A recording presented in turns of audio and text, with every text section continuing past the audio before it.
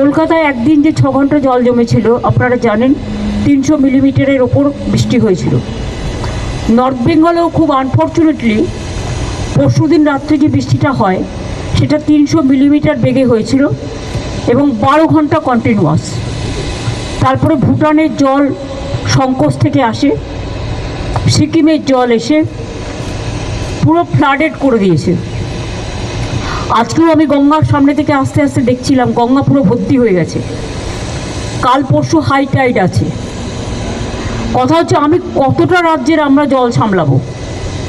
বিহারে বৃষ্টি হলে জল চলে আসছে ফরাক্কা দিয়ে, ইউপিতে বৃষ্টি হলে ফরাক্কা দিয়ে জল চলে আসছে গঙ্গায়, গঙ্গা টুবু হয়ে যাচ্ছে। আমাদের জলটা যাবে কোথায় এখানে জল বৃষ্টি বেশি হলে? তারপরে ধরুন ডিবিসি তো ইচ্ছা মতো জল ছাড়ছে, পুরোটা নিজেদের খালি করে দিয়ে নিজেদের বাঁচাচ্ছে, ঝাড়খণ্ডকে বাঁচাচ্ছে। ঝাড়খণ্ড বাঁচুক আমি চাই, কিন্তু তোমরা সিলট্রেশন করছো না কেন, ডিসিলট্রেশন করছো না কেন? আজকে 20 বছর ধরে বলতে বলতে মুখ ব্যথা হয়ে গেছে। মাইথন, ডিবিসি, পাঞ্চেত কোনো জল ভরবার ক্যাপাসিটি নেই।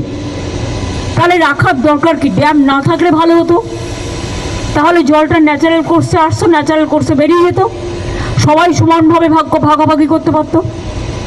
টোটাল আমরা ফেস করছি, দক্ষিণবঙ্গ ফেস করছে ডিবিসি, পাঞ্চেত, মাইথন। দুর্গাপুর ব্যারেজ দিয়ে জলটা ছেড়ে দিচ্ছে এবং আমাদের ব্রিজ থেকে শুরু করে সব কিছু ওই জলের ফোর্সে উড়িয়ে নিয়ে চলে যাচ্ছে। এবং অতি দুর্যোগ, অতি বৃষ্টি সারা ভারতবর্ষের প্রতিটি জায়গাতেই হচ্ছে, উত্তরাখণ্ড থেকে শুরু করে, বিহার থেকে শুরু করে, ইউপি থেকে শুরু করে। আর বাংলা তো নৌকার মতো, সব জলটা বাংলার মধ্যে এসে জড়ো হয় জিওগ্রাফিক্যালি।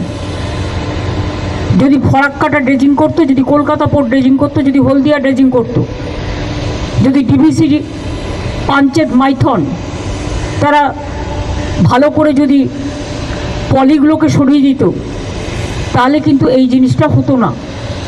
অনেকটা জল ধারণ করবার ক্ষমতা তাদের থাকতো। তা সত্ত্বেও আপনাদের মনে রাখতে হবে, আমরা 5.5 লক্ষ পুকুর কেটেছি নতুন করে, 500 চেক ড্যাম করেছি, তাতেও কিন্তু অনেকটা জল আমরা সংরক্ষণ করতে পারছি। কিন্তু গঙ্গা সংস্করণ হয় না।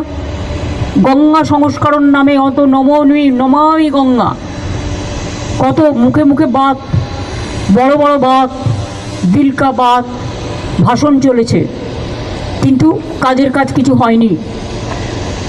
যে টাকা ভোটের টাকায় ঘুষ দেয় বিজেপি দল, গভর্নমেন্ট অফ ইন্ডিয়া, যে টাকায় ওরা ইলেকশন কমিশনকে পলিটিক্যালি কাজে লাগিয়ে, এজেন্সিকে কাজে লাগিয়ে ইলেকশনের আগে ঘুষ দেয়, সারা বছর কিন্তু দেয় না এই টাকাটা। আমাদের উন্নয়নের টাকাটাও গ্রামীণ রাস্তা থেকে শুরু করে, 100 দিনের কাজ থেকে শুরু করে, বন্যার টাকা থেকে শুরু করে, রাস্তাঘাটের টাকা থেকে শুরু করে, বাড়ি নির্মাণের টাকা থেকে শুরু করে সব বন্ধ। সর্বশিক্ষা অভিযানের টাকা থেকে সব বন্ধ। এর মধ্যে জিএসটি আপনারা জানেন, যদিও এটা আমরা চেয়েছি মানুষের জন্য, কিন্তু 20,000 কোটি টাকার জন্য জিএসটির আমাদের রেভিনিউ লস হয়েছে। এমনিতেই 1,85,000 কোটি টাকার মতো আমরা পাই সেন্ট্রাল থেকে, আমাদের দেয়নি। তাছাড়াও আরও 20,000 যুক্ত করুন। এই টাকাগুলো আমরা কোথা থেকে জোগাড় করব? তাও মামাটি মানুষের সংসার কোনো রকমভাবে আমরা চালাচ্ছি, দোয়ায়, জোহারে, সকলের প্রার্থনায় এবং মানবিকতার স্বার্থে কখনো আমাদের কোনো কিছুর অসুবিধা হবে না। সন্দেশখালিতে আপনারা দেখেছিলেন কতগুলো ঘরবাড়ি ভেঙে গেছিলো একটা লোকাল ঝড়ে, পরের দিনই তৈরি করে দিয়েছে। এবং সেখানে পুলিশকে আমি থ্যাঙ্কস দিচ্ছি যে ওরা কাজটা ইনিশিয়েটিভ নিয়ে করেছে অ্যাডমিনিস্ট্রেশনের সাথে। আমি এই পরিবারগুলোর জন্য, যারা মারা গিয়েছেন 23 জন,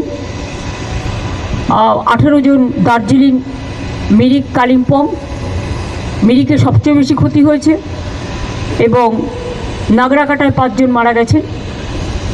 এই 23 জনের রিপোর্ট আমাদের কাছে এখনো পর্যন্ত আছে। তাদের প্রত্যেক পরিবারকে আমরা 5 লাখ টাকা করে, যদিও আমি জানি জীবনের বিকল্প কখনো টাকা হয় না, কিন্তু যে চলে যায় তার পরিবার তো রয়ে যায়।